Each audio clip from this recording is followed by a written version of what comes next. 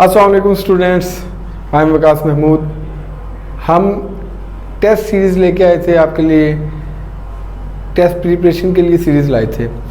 वो हमने स्टार्ट की है, पहले इंफॉर्मेशन पिछले लेक्चर में दी थी। अब इस लेक्चर से हम मैथमेटिक्स जो है, तमाम टेस्ट में मैथमेटिक्स के कोर्स से मुतल्लिक जो चीज़ें, जो MCQs, जो क्वेश्चंस आते हैं, उनकी प्रिपरेशन हम इन वीडियोस में करेंगे।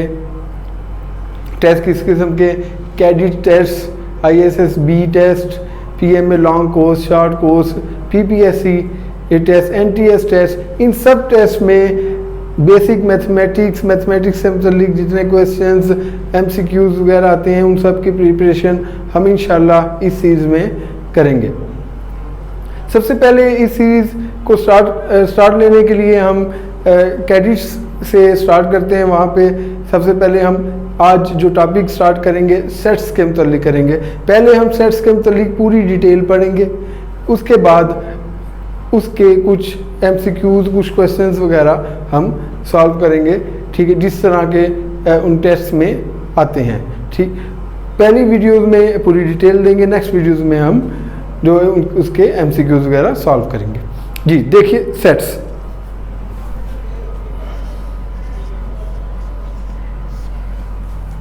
सेट बेसिकली क्या चीज़ है? सेट की जो डेफिनेशन है, सेट की डेफिनेशन है collection of well defined and distinct object. Collection of well defined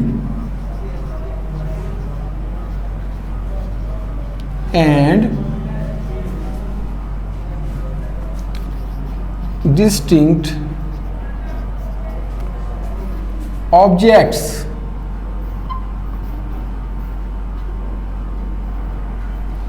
well defined and distinct objects numbers, जो ऐसी चीज़ें जो वेल डिफाइंड यानी वाज़ेह हों, डिस्टिंक्ट यानी मुख्तलिफ हों, उन सब को इकट्ठा किया जाए एक जगह पे, ठीक है, उसको हम सेट कहते हैं। सेट में अब ये दो वर्ड्स हैं हमारे पास, वेल डिफाइंड एंड डिस्टिंक्ट। ये क्या है?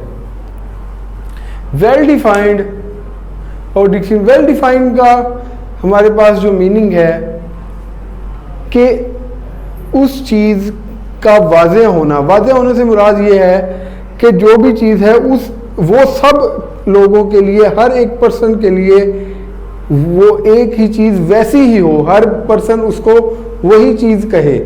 मेरे पास मार्कर मौजूद है, ठीक है, वाइट बोर्ड मार्कर है, सबको नज़र आ रहा है वाइट बोर्ड मार्कर, तो वाइट बोर्ड मार्कर ही इसको कहा जाएगा। यहाँ पे मैंने 7 लिखा है, इसको 7 कहा जा सकता है, 7 कहा सकता है, लैंग्वेज का फ़र्क है, लेकिन ये सबके लिए 7 ही है। It is well defined. Well defined का मतलब क्या है कि वाज़ेह चीज़ हो सबके लिए, उसका एक ही मीनिंग हो, वेल डिफाइंड। और दूसरी बात, डिस्टिंक्ट, डिफरेंट हो यानी मुख्तलिफ हो। हमारे पास क्या हो? डिस्टिंक्ट, मुख्तलिफ हो। मतलब यहाँ पे अब हम एक चीज़ देखते हैं, देखिएगा, हमने लिखा 1 2 3 4, ये लिखा हमने, इसको ब्रैकेट्स, इन ब्रैकेट्स में क्लोज कर दिया। ये हमारे पास एक सेट है, ये एक सेट है। अब सेट में हम कुछ और भी लिख सकते हैं, कुछ नेम्स लिखते हैं, ठीक है, या कुछ नंबर्स लिखते हैं, या कुछ चीज़ों के नाम लिख लेते हैं, कुछ भी लिख लेते हैं। पेन, फ्लैग,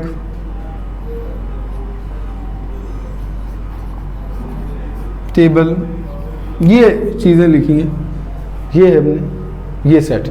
अब ये सारी चीज़ें वेल डिफाइंड हैं एंड डिस्टिंक्ट हैं। मतलब पेन, फ्लैग, टेबल, सबके लिए पेन, फ्लैग और टेबल जो हैं वो पेन, फ्लैग और टेबल ही हैं। इसी तरह 1 2 3 4 सबके लिए यही है, ये वेल डिफाइंड है। डिस्टिंक्ट तमाम के तमाम सेपरेट है। यहाँ पे एक हम सेट लेते हैं इधर,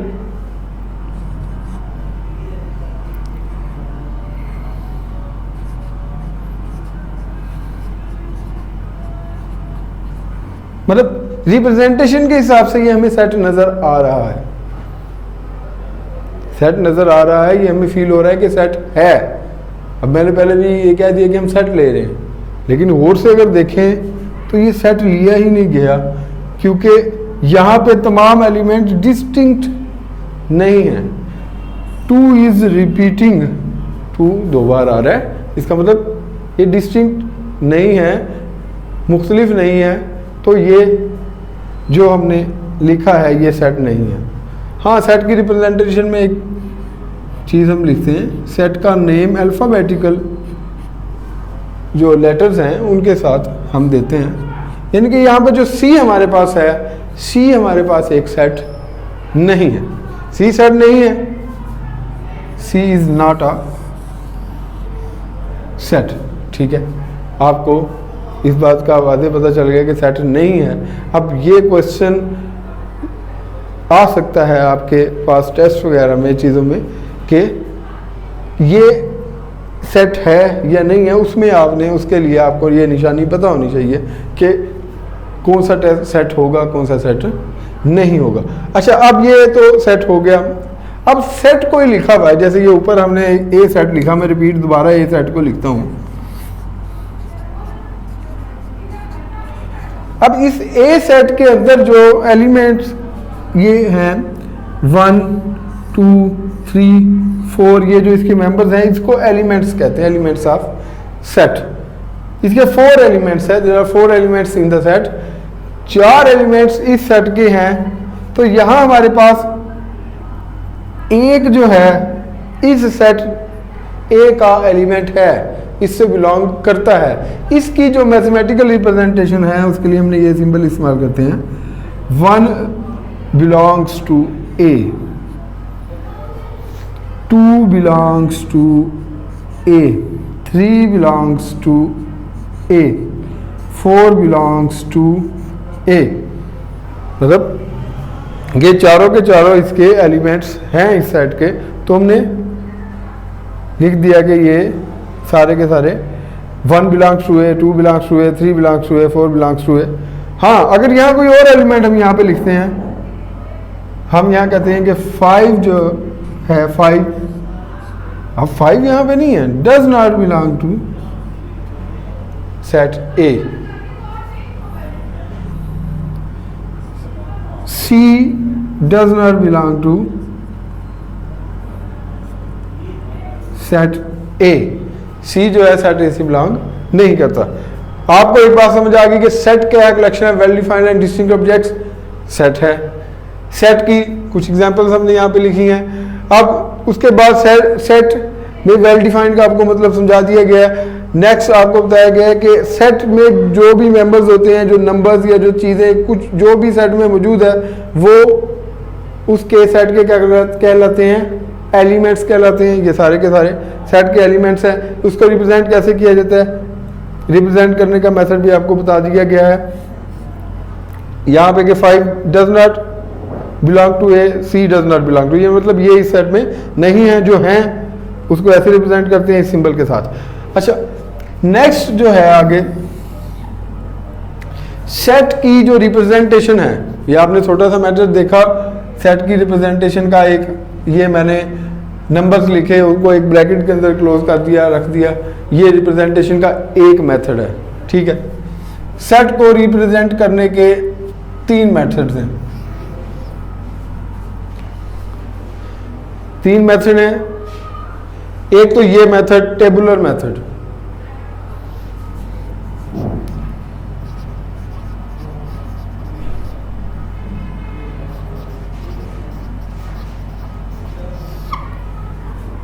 टेबुलर मेथड क्या है, ये जो मेथड है ब्रैकेट्स के साथ नंबर्स में लिख के, ये टेबुलर मेथड है। कि कोई भी सेट है, हमारे पास एक सेट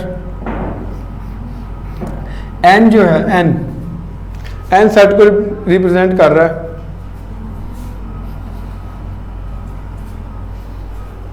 अब इस सेट के अंदर देखिएगा n इज इक्वल टू 1 2 3 4। ये सेट अगर कंटिन्यूज हो, अगर सेट कंटिन्यूज हो तो हम उस सेट के नंबर्स लिखने के बजाय इस तरह रिप्रेजेंट कर देते हैं कि ये आगे कंटिन्यूस चल रहा है, 1 2 3 4 5 6 7 8 9 10 कंप्लीट आगे जा रहा है सेट। ठीक है, ये जो मेथड है ब्रैकेट्स में लिखने का, ये टेबुलर मेथड है। ठीक है, यहाँ पे कोई सी हमने सेट लिया है 4 5 9 7, ये सेट को रिप्रेजेंट करने का टेबुलर मेथड है। अच्छा, नेक्स्ट दूसरा जो मेथड है सेट को रिप्रेजेंट करने का,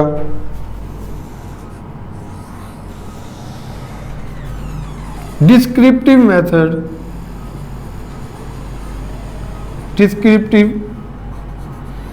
मेथड जो है हमारे पास, सेकंड मेथड डिस्क्रिप्टिव मेथड है। डिस्क्रिप्टिव मेथड में हम क्या करते हैं, हम इस मेथड इस तरह से नहीं लिखते, हम बताते हैं कि ये सेट क्या है, बोल के बताते हैं, लिख के बताते हैं। कैसे बताते हैं, ये जो n है यहाँ पे इसका 1 2 3 4 ये काउंटिंग चल रही है, इस n का जो नेम होता है नेचुरल नंबर होता है। क्या होता है, natural number.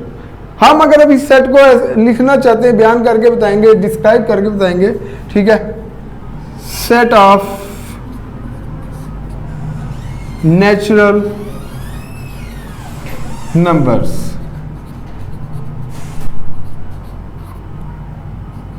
Set of natural numbers n, मतलब ये जो सेट था n, इसको हमने डिस्क्रिप्टिव फॉर्म में लिखा सेट ऑफ नेचुरल नंबर। ये मेथड हमारे पास है। हमारे पास रिप्रेजेंटेशन का पहला मेथड टेबुलर मेथड, दूसरा डिस्क्रिप्टिव मेथड। अब मैं कोई चीज़ों के नाम लिखता हूँ, जैसे इधर लिखें, ये लिखें, या कुछ लोगों के नाम लिखता हूँ। ये सेट का नाम डी दे रहा हूँ, यहाँ पे नेम है अली,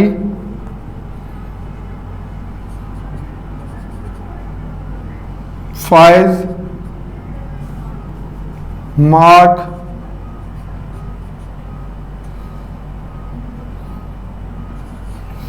थ्री नेम्स हैं।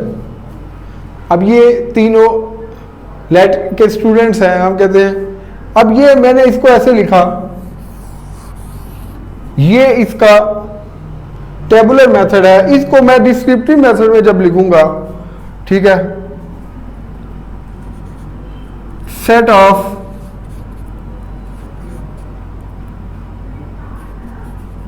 The names of three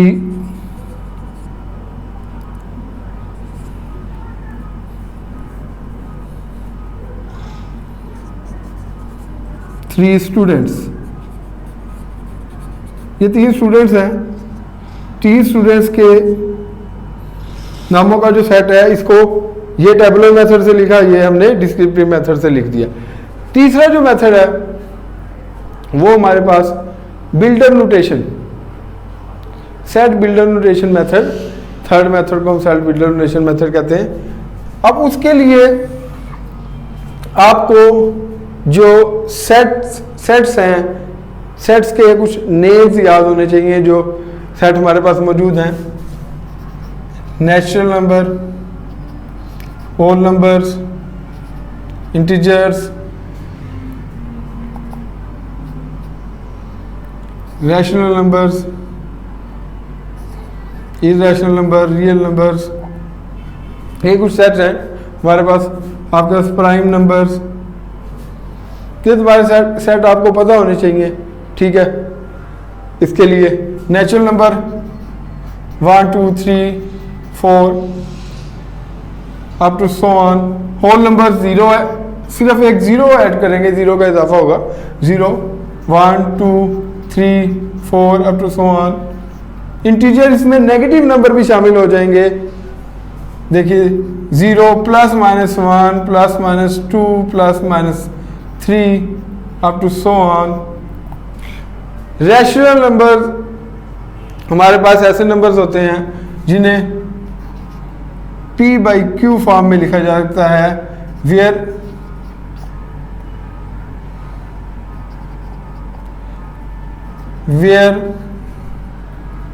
PQ belongs to Z, Q does not equal to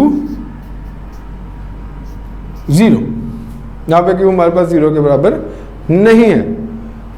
अब ये Q डैश क्या है कि ऐसे तमाम नंबर्स जो P बाई Q फॉर्म में नहीं लिखे जा सकते, जो लिखे जा सकते हैं वो ये हैं, जो नहीं लिखे जा सकते वो इरेशनल नंबर है। where P Q belong to Z, Q does not equal to 0। Next real number. Real number कौन से सेट होते हैं आप पहले पढ़ भी चुके हैं। रियल नंबर हमारे पास ऐसे एलिमेंट्स होते हैं जो रैशनल और इरैशनल दोनों को कंबाइन करने से आते हैं, वो रियल नंबर्स होते हैं। अब हमारे पास प्राइम नंबर क्या है। प्राइम नंबर आप पढ़ चुके हैं, पहले प्राइम नंबर के बारे में जानते हैं। प्राइम नंबर का सेट हमारे पास है 2 3 5 7 11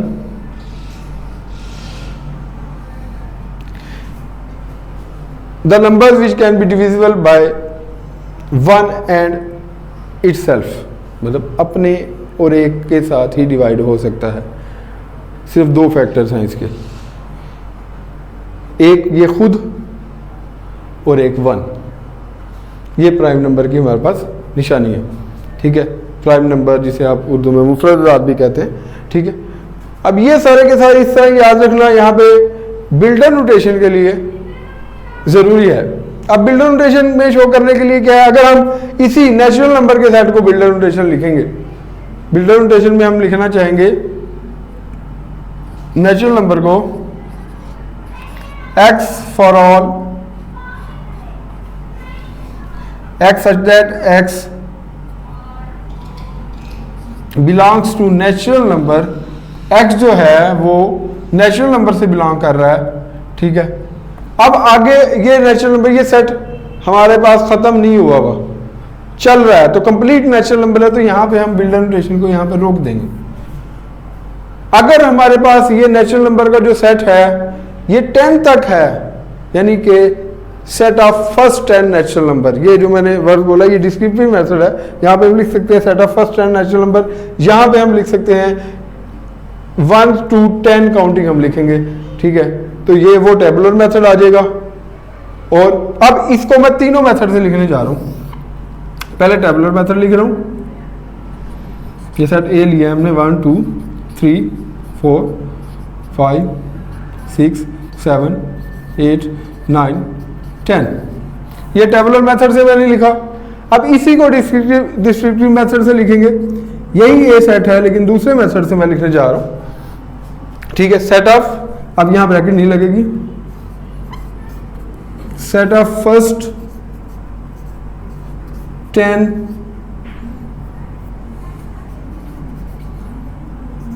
natural numbers, set of first 10 natural numbers.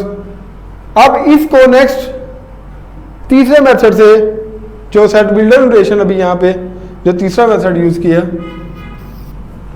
तीसरे मेथड से लिखने जा रहा हूं इसको बिल्डर नोटेशन से।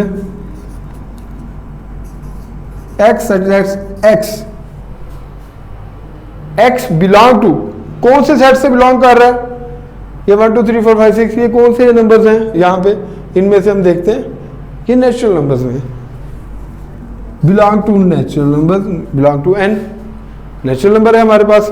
अब इसमें लिमिट भी रिस्ट्रिक्शन भी लग गई है, कहां तक है, ये 10 तक है, 10 तक है, तो हम यहां पे लिखेंगे and x less or equal to 10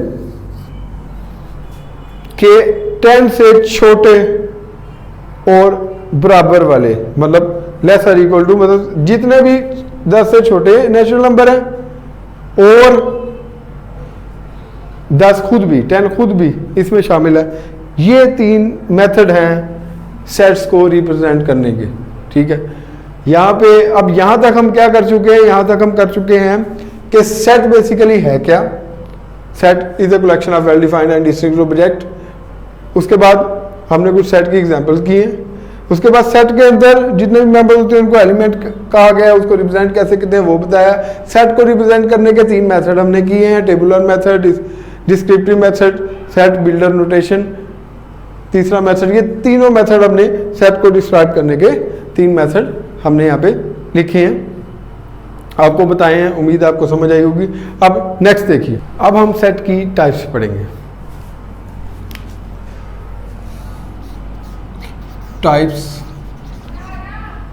of sets. अब सेट की टाइप्स में सबसे पहले हम पढ़ते हैं finite and infinite.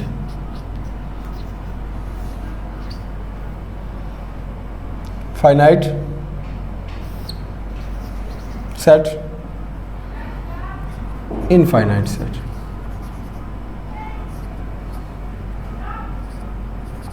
Set finite और इनफाइनाइट सेट क्या है? एक हमारे पास सेट ऐसा मौजूद है, यहाँ पे एक सेट लिया हमने, ए सेट लिया। इस सेट को लिखा 1 2 3 4 5 अप टू 20 पे जाके ये सेट खत्म हो गया, मतलब इसके लास्ट में एंड पॉइंट मौजूद है, बाउंड हो गया, खत्म हो गया सेट, तो ये फाइनाइट सेट है। हमारे पास बी सेट एक लेते हैं, 3 6 9 12 अप टू सो ऑन, यहाँ पे 99। ये भी हमारे पास फाइनाइट है क्योंकि लास्ट में ये सेट बाउंड है, खत्म हो चुका है। अब ऐसा सेट जो कंटिन्यू रहता है, उसकी लास्ट में कोई बाउंडेडनेस नहीं नजर आती, कोई एंड पॉइंट नहीं नजर आता। जैसे कि देखिए यहाँ पे कोई सी सेट है हमारे पास, सी सेट हमारे पास है 2 4 6 8 अप टू सो। अब ये 2 4 6 8 10 12 कंटिन्यू चल रहा है ये सेट। अब इसको हम इनफाइनाइट सेट कहेंगे। इसी तरह हमारे पास नेचुरल नंबर का सेट है 1 2 3 4 अप टू सो ऑन, ये भी कंटिन्यू है, ये भी इनफाइनाइट सेट है। फाइनाइट और इनफाइनाइट सेट का आपको डिफर समझ में आ गया कि ऐसे तमाम सेट जो किसी एक पॉइंट पे ख़त्म हो जाए, उनके बाद लास्ट पॉइंट मौजूद हो, लास्ट एलिमेंट ऐसा है जो सेट को वहाँ पे ख़त्म कर रहा है, फिनिश कर रहा है, तो वो फाइनाइट सेट है। लेकिन ऐसे सेट जो कंटिन्यूसली चल रहा है, ख़त्म होता दिखाई नहीं दे रहा, ख़त्म नहीं हो रहा, लास्ट में कोई बाउंडेडनेस नहीं है, कोई पॉइंट नहीं है लास्ट में लगा हुआ, कोई एलिमेंट ऐसा नहीं है जो उसे ख़त्म कर रहा है, रोक रहा है, तो वो इनफाइनाइट सेट है। Finite and infinite set.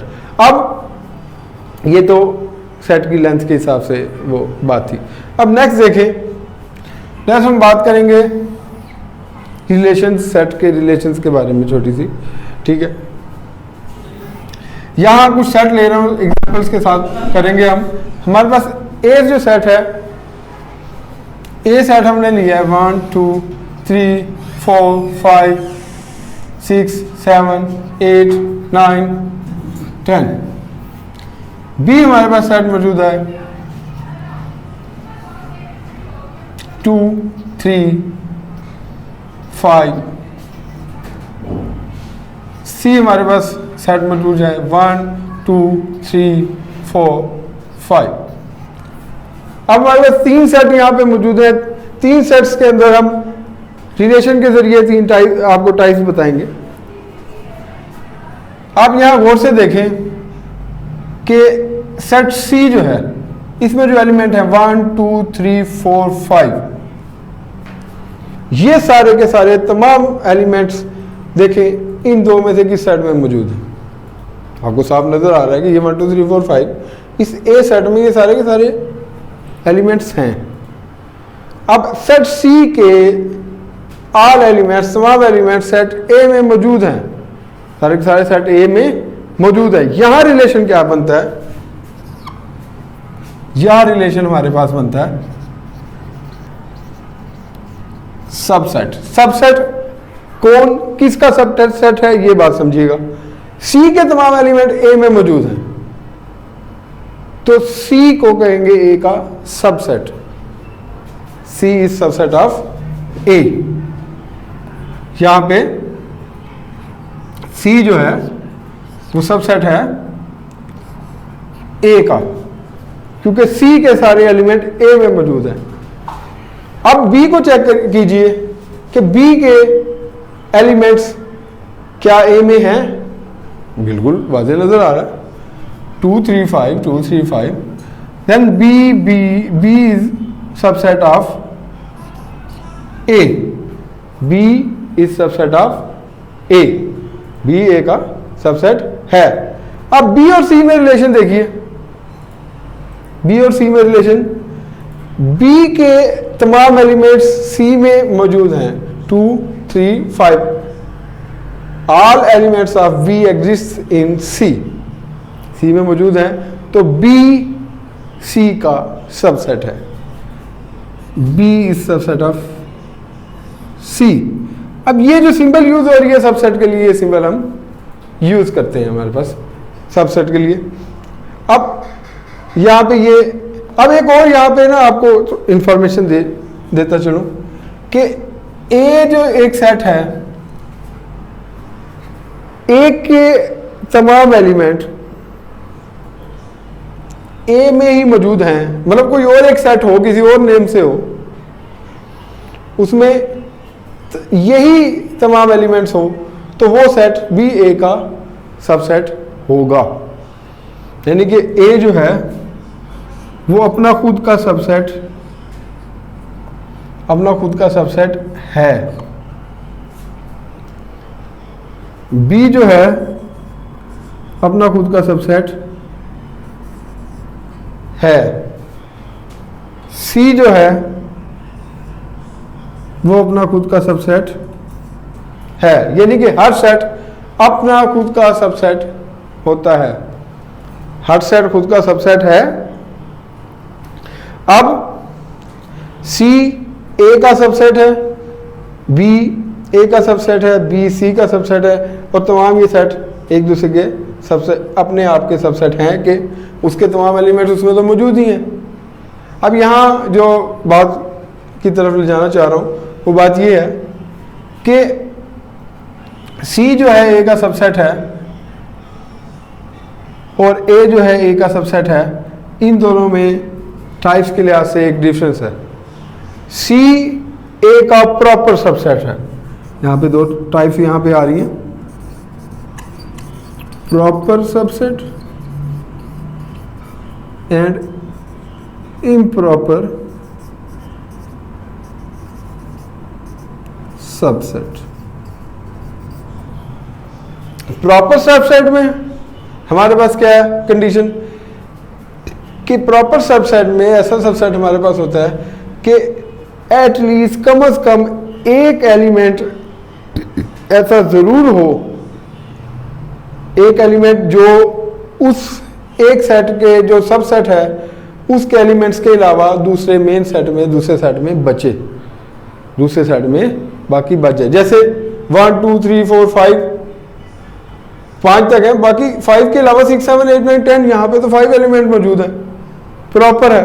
अगर एक सेट है 1 2 3 4 5 6 9 तक चल रहा है, वहां पे 10 एक एलिमेंट ऐसा रह गया जो दूसरे वाले सेट में नहीं था, तो वो वहां पे हम क्या कहेंगे, वहां पे भी प्रॉपर सबसेट ही होगा। हाँ, इम्प्रॉपर कब बनेगा?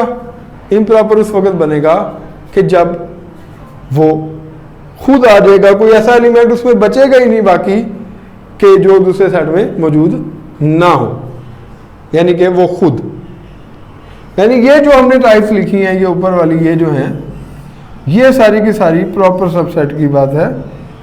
और ये जो हैं, ये सारी की सारी ये इम्प्रॉपर सबसेट है, प्रॉपर एंड इम्प्रॉपर सबसेट। आपको सबसेट क्लियर हो गया, proper subset and improper subset हमारे पास क्लियर हो चुका है। व्यूअर्स, उम्मीद है आपको ये लेक्चर समझ में आया होगा। इंशाल्लाह नेक्स्ट इसके कुछ क्वेश्चंस के साथ और मज़ीद सेट के बारे में इंफॉर्मेशन के साथ आपके पास हाजिर होंगे। अल्लाह हाफ़िज़।